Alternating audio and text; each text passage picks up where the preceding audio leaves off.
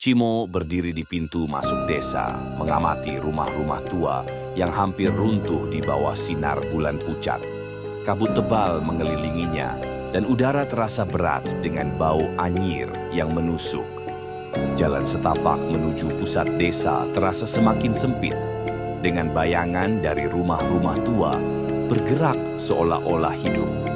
Setiap langkah terasa seperti melangkah ke dalam perangkap. Jendela-jendela rumah tampak mengawasi, dan suara tawa anak-anak kecil menggema dari segala arah. Tawa itu berubah menjadi tangisan, dan tangisan itu terdengar seperti suara Mochi. "Ayah, tolong aku." Suara Mochi terdengar lemah menggema di udara. Cimo menghentikan langkahnya, wajahnya berubah panik. "Mochi, di mana kamu?" teriaknya, tetapi hanya ada gema suaranya sendiri sebagai balasan. Tiba-tiba, sebuah bayangan kecil muncul di tengah jalan. Itu adalah sosok anak kecil, dengan mata merah yang bersinar dan senyum lebar yang menyeramkan. Anak itu menunjuk ke arah rumah besar di tengah desa, yang bersinar dengan cahaya merah gelap. "Dia ada di sana," bisik anak itu dengan suara berlapis, seperti gabungan banyak suara sekaligus. Lalu, anak itu menghilang ke dalam kabut. Saat Cimo melangkah lebih dalam ke desa, bayangan-bayangan mulai muncul di sekelilingnya. Mereka bergerak di sepanjang dinding rumah, merayap seperti cairan gelap yang hidup. Cimo menggenggam pisau perak di tangannya erat-erat, tetapi tangannya gemetar hebat. Bayangan itu mulai berbisik. "Dia milik kami, dia sudah menyerah. Kau tidak bisa menyelamatkannya." Cimo mencoba mengabaikan suara-suara itu, tetapi semakin ia melangkah, bayangan itu semakin dekat, menyentuh ujung sepatunya. Salah satu bayangan tiba-tiba melompat ke arahnya, mencoba meraih pisau di tangannya. Dengan refleks cepat, Cimo menusukkan pisaunya ke bayangan itu, yang langsung meledak menjadi asap hitam. Namun, jumlah bayangan itu terus bertambah. Mereka mengepung Cimo, membuatnya semakin terpojok. Cimo menaburkan garam hitam yang ia bawa, menciptakan lingkaran perlindungan kecil. Bayangan itu berhenti, tetapi mereka mulai menari di luar lingkaran, seperti menunggu saat yang tepat untuk menyerang. Setelah beberapa saat, bayangan itu perlahan-lahan menghilang, memberi Cimo kesempatan untuk melanjutkan perjalanan. Ia menatap rumah besar di depan, yang kini tampak lebih menyeramkan dari sebelumnya.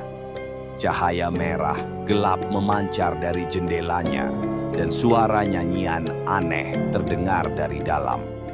Ketika Cimo mendekati rumah itu, ia melihat sesuatu yang membuat darahnya membeku. Mochi berdiri di jendela lantai 2, mengenakan gaun putih yang panjang. Wajahnya terlihat kosong, dan matanya tidak seperti biasanya. Matanya hitam sepenuhnya, seperti tidak ada jiwa di dalamnya.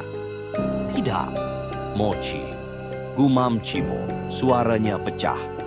"Aku di sini. Ayah akan menyelamatkanmu." Tiba-tiba pintu rumah besar terbuka dengan sendirinya, mengeluarkan suara derit yang panjang dan menakutkan. Dari dalam muncul sosok Rama. Tubuhnya telah sepenuhnya berubah. Kulitnya pucat seperti mayat, matanya hitam, dan senyumnya lebih lebar daripada manusia normal. "Ah, kau datang, Cimo," kata Rama dengan suara dingin. "Kau diundang untuk menyaksikan kebahagiaan kami. Mochi akan menjadi milikku. Dia akan membebaskanku. Dia anakku. Kau tidak berhak atasnya," teriak Cimo mengangkat pisaunya. Rama tertawa kecil, tetapi suara tawanya seperti bergema dari kedalaman. "Dia bukan lagi milikmu. Dia adalah pengantin untuk kegelapan. Jika kau ingin menghentikan ini, kau harus melewati aku terlebih dahulu."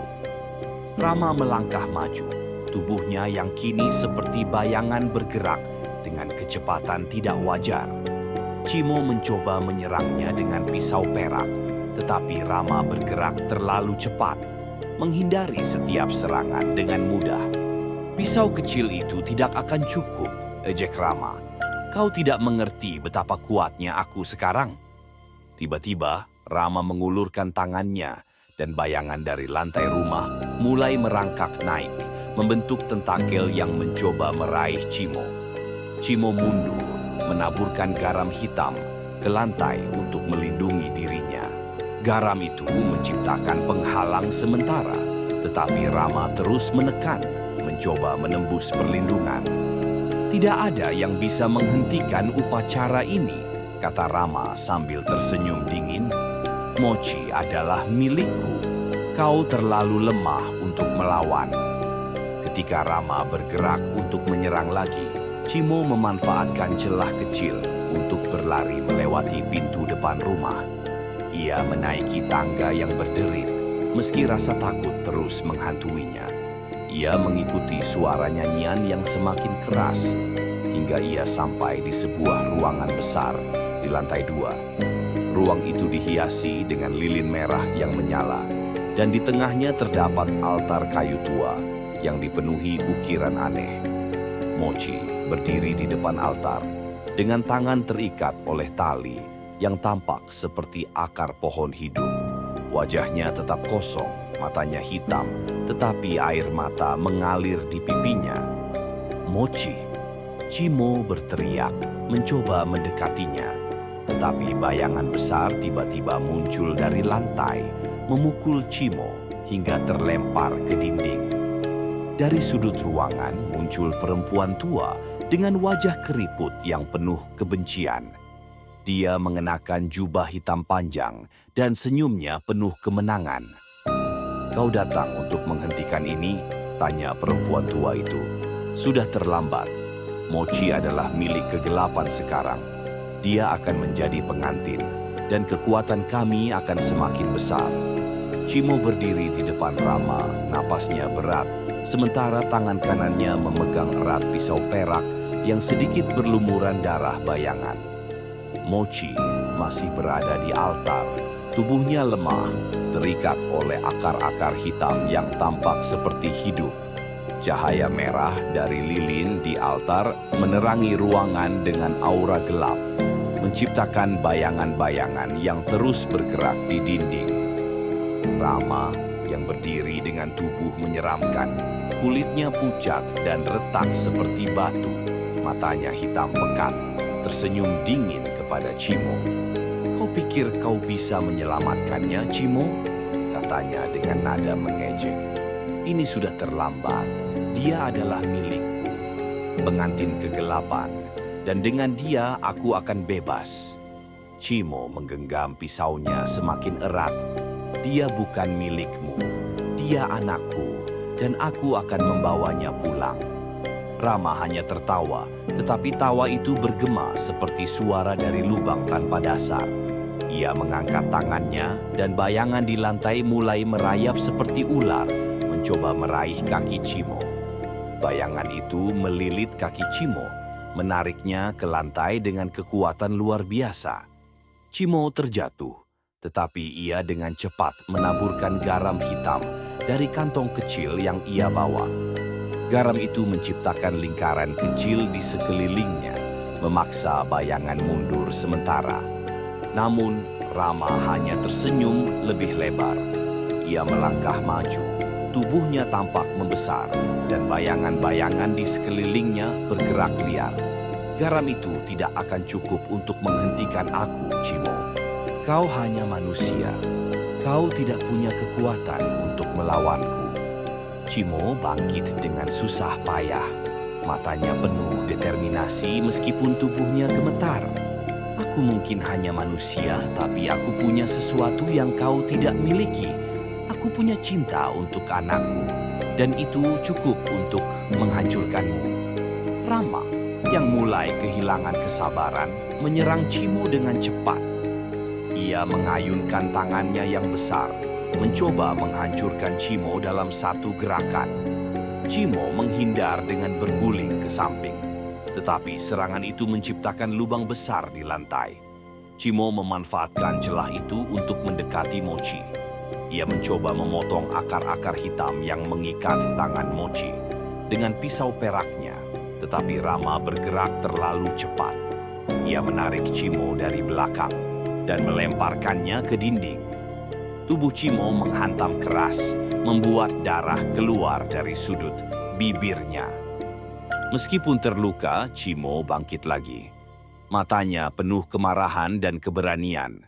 Ia tahu ini adalah momen terakhirnya untuk menyelamatkan Mochi. Rama melangkah mendekati Chimo. Matanya bersinar merah. Ini akhirnya, Chimo. Kau tidak pernah bisa melawanku. Namun ketika Rama mengangkat tangannya untuk menyerang lagi, Chimo memanfaatkan celah kecil itu untuk menyerang balik. Ia berlari dengan kecepatan penuh ke arah Rama. Pisau peraknya diarahkan ke depan. "Ini untuk Mochi," teriak Chimo. Pisau itu menusuk tepat ke dada Rama, menembus kulit pucatnya yang retak. Rama terkejut, tubuhnya tersentak ke belakang. Ia mencoba meraih pisau itu, tetapi tubuhnya mulai berubah. Retakan di kulitnya meluas, dan cahaya merah gelap keluar dari dalam tubuhnya. "Kau tidak bisa menghentikan aku," kata Rama dengan suara yang terdengar semakin lemah. Chimo memutar pisaunya dengan sekuat tenaga, membuat retakan di tubuh Rama semakin besar. Dari retakan itu, bayangan-bayangan hitam keluar, menjerit dengan suara yang menyakitkan telinga. Tubuh Rama perlahan mulai hancur menjadi debu. "Mochi, ayah di sini," bisik Chimo, air matanya mengalir. Mochi, yang matanya perlahan kembali normal, membuka matanya dengan lemah. "Ayah, aku takut," katanya dengan suara pelan. "Tidak apa-apa, nak. Kita akan pulang," jawab Chimo, meskipun tubuhnya hampir tidak bisa berdiri. Saat Chimo menggendong Mochi keluar dari ruangan, suara jeritan dari lantai bawah mulai terdengar. Bayangan-bayangan kecil mulai berkumpul kembali, meski tidak sekuat sebelumnya. Mereka bergerak dengan kecepatan tinggi, mengejar Chimo dan Mochi. Mizi, yang tubuhnya terluka parah tetapi masih hidup, muncul dari pintu di ujung lorong. "Aku akan menahan mereka. Pergi sekarang," teriaknya sambil memegang lentera birunya yang nyaris padam. Chimo akhirnya berhasil keluar dari rumah besar, dan cahaya bulan kembali menyinari mereka. Desa itu perlahan mulai memudar, seperti tertarik kembali ke dalam dimensi lain.